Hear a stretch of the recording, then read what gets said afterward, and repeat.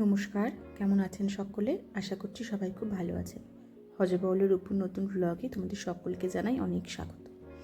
তো আজ চলে এসেছি একটা নতুন রেসিপি নিয়ে। বহুদিন থেকে তোমাদের সাথে রেসিপি কোনো শেয়ার করা হয় না। তো আজ যেহেতু একটা স্পেশাল রেসিপি হচ্ছে, তো ভাবলাম সেটা তোমাদের সাথে একটু শেয়ার করা যাক। তো আজ বানাচ্ছি আমি চিংড়ি মাছ। দেখে বুঝতেই পেরে গেছো কী রান্না হচ্ছে। আজ হচ্ছে চিংড়ি মাছের মালাইকারি। তো পুরো ভিডিওটা দেখবে, আশা করছি সবার খুব ভালো লাগবে। আর রেসিপি ছাড়াও সারাদিনের কী করলাম তো সবটাই থাকবে এই ভিডিওতে। তো চলো দেখতে থাকো। তো চিংড়ি মাছগুলো আমি ধুয়ে হলুদ লবণ মেখে রেখে দিয়েছিলাম, তারপর সেগুলো ভেজে নিয়েছি। ভাজা হয়ে গেছে, এখন তুলে নিলাম। তারপর কড়াইতে দিয়ে দিলাম একটু আমি সর্ষের তেল। তেলটা গরম হয়ে গেলে আমি একটা দিয়েছি হলো শুকনো লঙ্কা, ছোট্ট একটা শুকনো লঙ্কা দিয়েছি। আর দিয়েছি গোটা গরম মশলা, মানে ওই দুটো এলাচ, দুটো দারচিনি, দুটো লবঙ্গ। এটা আমি তেলে একটু ফোড়ন দিয়ে তারপর দিয়ে দিয়েছি সামান্য গোটা জিরে, মানে সাদা জিরে যেটাকে বলে, গোটা জিরে ফোড়ন দিয়ে ভালো লাল লাল হয়ে গেলে এখানে 3টে মশলার পেস্ট আছে।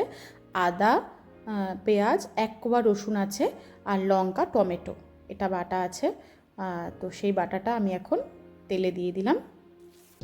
এখন এটাকে ভালো করে নাড়াচাড়া করতে হবে।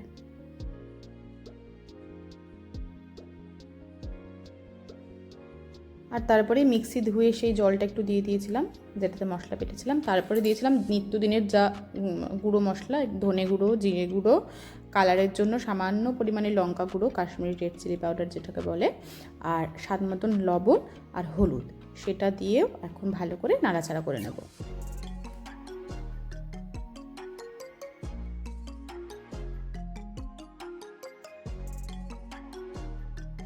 জানি না কেমন হবে রান্না। আমি আরেকদিন করেছিলাম চিংড়ি মাছের মালাইকারি, যেটা ওর বার্থডের দিন করেছিলাম, বাট সেই চিংড়িটা ছোটো, মানে মিডিয়াম সাইজটা ছিল। আমি এত বড় চিংড়ি কখনও রান্না করিনি, আর আমার এত বড় চিংড়ি খেতে ভালোও লাগে না। মানে আমার একে তো ভীষণ দাম নেয়, আর তার থেকেও মনে হয় যে ওয়েস্ট, কারণ মাছটা পাওয়াই যায় না, খুবই অল্প পরিমাণ পাওয়া যায় মাছটা। কারণ মানে খোসলাটা ছাড়িয়ে ফেললে তারপর আর মাছটা ভেতর থেকে একদম সামান্য, এতে মানে তার থেকে মনে হয় মিডিয়াম সাইজের মাছটাতে অনেক বেশি টেস্টও পাই আমি, আর খেতেও বেশ ভালো লাগে। এত বড় মাছটা দেখে আমার যে একটু কেমন অসুবিধাই হয়। আর সেদিন আমি হাটে যাইনি, ও একাই গেছিলো হাটে। আমার শরীরটা বেশি একটা ভালো ছিল না, সেই জন্য অনেকদিন ভিডিও আসেনি। আমার কানে ভীষণ পরিমাণে ব্যথা ছিল, তার থেকে ভীষণ জ্বর ছিল আমার, 3 দিন আমি টোটাল জ্বরে ভুগেছি। যার জন্য ওই একা গেছিলো হাটে রবিবার। তো সেই হাটের থেকেই ও পছন্দ করে এই মাছগুলো নিয়ে এসেছিলো। এবার নিয়ে যখন এসছে তখন তো সেটা আমার রান্না করতেই হবে। তো আর এই যে মশলাটা যেহেতু তেল ছেড়ে দিয়েছে, ঠিক তখনই কিন্তু আমি দুধ দিয়ে দিয়েছিলাম। আর জল আমি খুব একটা ইউজ করিনি, এরকম 1 হাতা জল দিয়েছিলাম, আর ওই 2.5 হাতার মতন আমি দুধ দিয়েছিলাম, যাতে হলো টেস্টটা যাতে ভালো আসে। ওই এক ভয়ে ভয়ে লাগছিল ওই যে কীরকম কী হবে, বাট সেম প্রসেস আমি আগের দিন যেরকম রান্নাটা করেছিলাম ওর বার্থডের দিন, সেই একই প্রসেসে রান্নাটা করেছি। সেদিন তো রেসিপিটা শেয়ার করেছিলাম না, তো সেই জন্য আজ রেসিপিটা শেয়ার করলাম। আর আমি সামান্য চিনি দিয়েছি, কারণ মালাইকারি একটু মিষ্টি মিষ্টি খেতেই ভালো লাগে। আর এখন গ্রেভিটা সুন্দর ফুটে গেছে। এখন আমি ভাজা যে চিংড়ি মাছগুলো সেটাই গ্রেভিতে দিয়ে দেবো, দিয়েও একটু ফোটাবো, যাতে এই গ্রেভির মানে মশলা যে টেস্ট, ফ্লেভার সবটা চিংড়ি মাছের মধ্যে চলে যায়, তাহলে চিংড়ি মাছগুলো খেতে ভালো লাগবে। একেই তো বড় চিংড়ি মাছ, তো সেই জন্য একটু একটু আমি গ্রেভিটাও বেশি রেখেছি, যাতে সেই মশলাগুলো চিংড়ি মাছে ভালো করে যায়, তাহলে খেতেও ভালো লাগবে। তো এখন সুন্দর ফুটে গেছে। এখন আমি গ্যাস অফ করে দিয়ে লাস্ট যেটা একটু হলো গরম মশলা গুঁড়ো দেবো, যেটা আমি কেনাটাই ইউজ করি, একটা এভারেস্টের গরম মশলা গুঁড়ো দিয়েছি। আর দিয়েছি আমার বানানো যে ঘিটা ছিল, রেসিপি তোমার সাথে অবশ্যই শেয়ার করেছিলাম আমি, ওই সামান্য একটু ঘি দিয়ে ব্যাস আমার রান্না কিন্তু কমপ্লিট। অবশ্যই জানিও কেমন লাগলো তোমাদের রেসিপিটা, একদিন ট্রাই করতে পারো, ভীষণ ভালো লাগবে। আর সেদিনের আমাদের মেনু ছিল ওই ডিম দিয়ে ডাল করেছিলাম, মসুর ডাল, আর চিংড়ি মাছের মালাইকারি। তো কেমন লাগলো রেসিপিটা অবশ্যই কিন্তু আমি কমেন্টে জানিও। এখন চলো লাঞ্চটা সেরে ফেলি। তো কাল তো ছিল ভ্যালেন্টাইন্স ডে, তো বিকেলে আমরা একটু বেরিয়েছিলাম। ও সারাদিন বাড়িতে ছিল না, কারণ ওর মিটিং ছিল অফিসের জন্য, একটু বাইরে যেতে হয়েছিল মিটিংয়ের জন্য। তো সেগুলো সেরে বিকেলে যখন বাড়ি আসে দেন আমরা একটু বেরিয়েছিলাম, আমাদের টুকটাক কিছু জিনিসপাতি কেনার ছিল। ওই বলেইছি তোমাদের, আমাদের সামনে অনেক লোকজন বাড়িতে আসার কথা চলছে, তো সেগুলোর জন্যই কেনাকাটি চলছে। তো এখন দেখি কী কিনি, সবটাই শেয়ার করছি। ফার্স্টেই চলে গেছিলাম জুডিওতে, তো হলো এখান থেকেই কুর্তিটা আমায়ও কিনে দিয়েছে, বেশ পছন্দ হয়েছিল কুর্তিটা। তো এই কুর্তিটা আমি নিয়েছি। এই কুর্তিটাও দেখেছিলাম, বাট আমাকে বেশি স্যুট করছিল ওই কালারটা, এটা আমাকে অফ লাগছিল ভীষণ। তো এরকম অনেক কালেকশন ছিল, হিউজ কালেকশন ছিল। আর নিয়েছিলাম একটা জুতো, আমার একটা স্লিপার দরকার ছিল, কারণ হলো আমি না ওই হিল জুতোগুলো পরতে পারি না। তো যেহেতু এখন এখানে আস্তে আস্তে গরমটা পড়বে, তো গরম পড়ার সময় তো স্লিপারগুলো কাজে দেয়, তো আমার একটা স্লিপার ভীষণ দরকার ছিল, তো একটা স্লিপারও নিয়েছিলাম।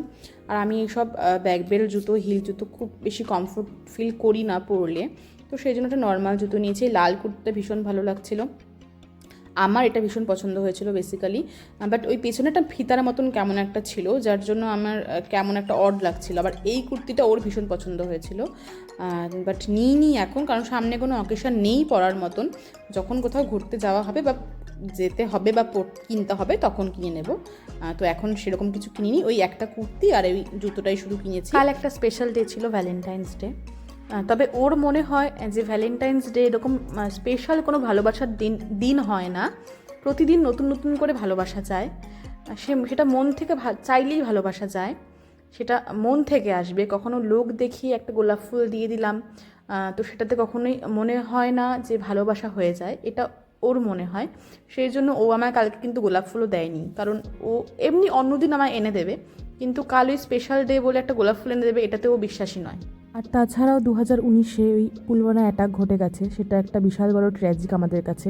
এই দিনটাকে ব্ল্যাকআউট ডে হিসেবেই মানা হয়। যাই হোক, এক একজনের মতামত, এক একজনের বক্তব্য এক এক রকম থাকে, যার যেটা মনে হয়, যার যেটা ভালো মনে হয় সে সেইভাবেই চলুক। তবে ভ্যালেন্টাইন্স ডে একটা স্পেশাল ডে, সবার খুব ভালো কেটেছে আশা করছি। আর এরকম অনেক রকম টপও কিন্তু ছিল, বাট আমি তো জিন্স দিয়ে টপ কখনো পরি না, সেই জন্য এইসব কেনার তো প্রশ্নই নেই। আর ওই শপিং একটা কথা আছে না, মেয়েদের শপিং করতে গেলে এমনিই সময় চলে যায়, কালেকশন দেখতে এমনিই ভালো লাগে, ঠিক আমারও তাই। আমি প্রচুর কালেকশন দেখছিলাম, বেশ হিউজ কালেকশন ছিল। যদি তোমাদের বাড়ির কাছাকাছি জুডিও থাকে তো তোমরা একবার অবশ্যই ভিজিট করতে পারো। ভীষণ কমফোর্টেবল জিনিসপাতি পাওয়া যাচ্ছিলো, আর একদম রিজনেবল প্রাইস, আর মানে ভীষণ ট্রেন্ডি জিনিসপাতি পাওয়া যাচ্ছিলো। যারা ট্রেন্ডে ভাসতে ভালোবাসো তারা একবার ভিজিট অবশ্যই করতে পারো। তারপরে আমরা চলে গেছিলাম মেন্স কালেকশনে। ওখানে গিয়ে ওর এই গেঞ্জিটা পছন্দ হয়েছিল, বাট ওর সাইজ অ্যাভেলেবেল ছিল না, তাই আমাদের আর টি শার্টটা নেওয়া হয়নি। ভালো ছিল কালেকশন। তারপরে আমরা চলে গেছিলাম আরেকটা শপিং মলে, সেটার নাম ছিল ডায়া, একদম বিশালের পাশেই। আমরা দেখেছি বাট কখনো যাইনি, তো হঠাৎ সেদিন মনে হলো যে যাই। আবার ডায়া এরকম পাশে লেখা ছিল দ্য লোয়েস্ট প্রাইস, বাট গিয়ে আমার কোনো দিক থেকেই মনে হয়নি যে লোয়েস্ট প্রাইস। দেখে তোমরা বুঝতেই পারছো, এত ছোটো ছোটো পুতুল, দেখতে ভালো ছিল, কিউট, বাট প্রাইসটা আমার মনে হয়েছে অনেক বেশি। এরকম সফট টেডিগুলোরও প্রাইস মোটামুটি 800, 900, 1000, যেগুলো খুব ছোট ছোট সেগুলোর প্রাইসও ঠিক এতটাই ছিল। দোকানে প্রচুর কালেকশন ছিল, এটা ঠিক কথাই। ইভেন সব কিছু না আলাদা আলাদা করে সেক্টর ভাগ করা ছিল, সেটা আমার ভীষণ ভালো লেগেছে। মানে যেখানে শুধু সফট টয়েস সেখানে শুধু সফট টয়েস, যেখানে শুধু বাসনপাতি সেখানে বাসনপাতি, যেখানে ইলেকট্রনিক্স জিনিস সেখানে শুধু ইলেকট্রনিক্স জিনিস, মানে এরকম সব সেক্টর ভাগ ভাগ ছিল। সে ব্যাপারটা আমার খুবই ভালো লেগেছে, বাট এতটাই মানে প্রাইস লেভেলটা হাই ছিল যে আমরা সেরকমভাবে কিছু নিই, বাট কতগুলো জিনিস নিয়েছি সেটা অবশ্যই শেয়ার করব। আর এই বোতলগুলোর ওপরে আমার সত্যি বলছি অনেক দিনকার একটা নজর, বাট খুঁজে পেয়েছি। কিন্তু আমি চাচ্ছিলাম আর একটু ছোটো সাইজটা, এই সাইজটা অনেকটাই বড়, মানে মোটামুটি প্রায় 2 লিটারে দেখা যাচ্ছিলো। কিন্তু আমার ওই মানে বোতলটা খুব ভালো লাগে, ওই কাটিংটা, তো যার জন্য যদি ছোট কখনো পাই অবশ্যই আমি নেব। কিন্তু বোতলের স্টাইলগুলো কিন্তু এক্সেবারকার এক ছিল, মানে এটা বলছে, ও বলছে আমায় দেখ, তো ও বলছে আমায় দেখ, এটা এত কিউট ছিল। তো আমার ভাস্তির কথাই মনে পড়ছিলো এই বোতলটা দেখেই, যে যখন যাবো যদি সম্ভব হয় ওর জন্য নিয়ে যাব। আর এরকম প্লেট দেখছিলাম, ওই বাড়িতে আমাদের যেহেতু লোকজন আসবে তো আমাদের এরকম প্লেটের দরকার ছিল কিছু। যদিও এরকম ফাইবারের প্লেট আমরা নিয়ে, ওটা প্লাস্টিকের ছিল, আমরা এরকম স্টিলের প্লেট নিয়েছি দুটো। এখানে গ্লাস, টিফিন বাটি, তারপরে প্লেট জাতীয় অনেক কিছু ছিল, মানে ও বললাম সব আলাদা আলাদা সেক্টর ভাগ করা ছিল, সত্যিই তাই ভালো ছিল। আর আমরা ঠিক এরকম এখান থেকে জোড়হাটে যেই প্লেটটা দেখতে পাচ্ছ, ভাত খাওয়ার থালা যেটাকে বলে, সেটাই আমরা দুটো নিয়ে নিয়েছিলাম, দুটো আমাদের লাগতো, তো এই দুটোই আমরা নিয়েছি।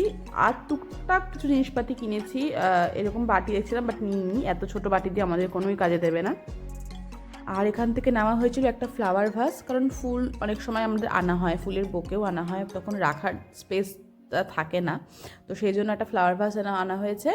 আর আনা হয়েছে তোমাদের ওর জন্য সক্স এনেছে, ওর সক্স দরকার ছিল, সেটাই আনা হয়েছে। ব্যাস এই যা টুকটাক কেনাকাটি করা হয়েছে এখান থেকে।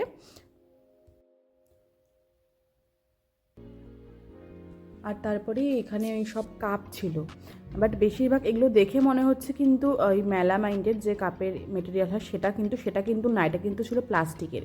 এগুলো ছিল কাচের, বাট আদার্স যেগুলো দেখা যাচ্ছে ওগুলো বেশিরভাগটাই কিন্তু ছিল প্লাস্টিকের। তো সেই জন্য সেই রিক্সে প্লাস্টিকের কাপ নিই। আর তাছাড়া আমাদের কাপের দরকারও নেই, আমরা বিশাল থেকে কাপ কিনে নিয়েছি অলরেডি সবার জন্যই। আর এইখানে একটা কাপ পছন্দ হয়েছিল আমার চা খাওয়ার, এই কাপটার প্রাইস ছিল 90, একটার দাম ছিল 90, যেটা আমার কাছে অনেকটা বেশি মনে হয়েছে। হ্যাঁ, হয়তো অনেকের মনেই হতে পারে একটা কাপের দাম এটাই, বাট চা খাওয়ার কাপের দাম এত না। একটা কফি কাপ হোক 90, ঠিক আছে, মানা যায়, সেটাও একটু বেশি। তো আমার কাছে চা খাওয়ার কাপ হিসেবে এটা একটু অনেক বেশিই মনে হয়েছে। মোটামুটি অনেক কাপই ছিল, বাট সবগুলোরই প্রাইস অনেক বেশি ছিল। আর আমি এতটা বিলাসবহুল জীবনযাপনে অভ্যস্ত নই, আমার ভালো লাগে না। আমার যতটা যা প্রয়োজন ঠিক সেরকমভাবেই ব্যয় করতে বা সেরকমভাবে জীবনযাপন করতেই বেশি ভালোবাসি, যতটা আমার দরকার বেশ ততটাই। তো চলো এখন বিল করিয়ে নিয়ে চলে এসেছি আমরা। এটা আবার আরেক খাবার, আমাদের বাড়িওয়ালা এই দোকানের সন্ধান দিয়েছিল যে এখানে নাকি খুব ভালো বিরিয়ানি পাওয়া যায়, তো আমরা সেই ভরসাতেই এখানে এসেছিলাম। বাট বিরিয়ানিটা সত্যি বলছি একদম ভালো ছিল না। মানে আমরা এরকমটা খেয়ে অভ্যস্ত নেই, ওর মুখটা দেখলেই সেটা বুঝতে পারছো যে কীরকম বিরিয়ানিটা ছিল। মানে আমি হয়তো অরিজিনাল টেস্ট বিরিয়ানির ভুলে যাব এটা যদি বেশি দিন আমি খাই, এই ফার্স্ট, আর আমার হয়তো এই লাস্ট ট্রাই করা। সব জিনিসই ট্রাই করতে হয়। তো যাই হোক, খেয়ে দিয়ে এখন আমরা বাড়ির রাস্তা ধরেছি।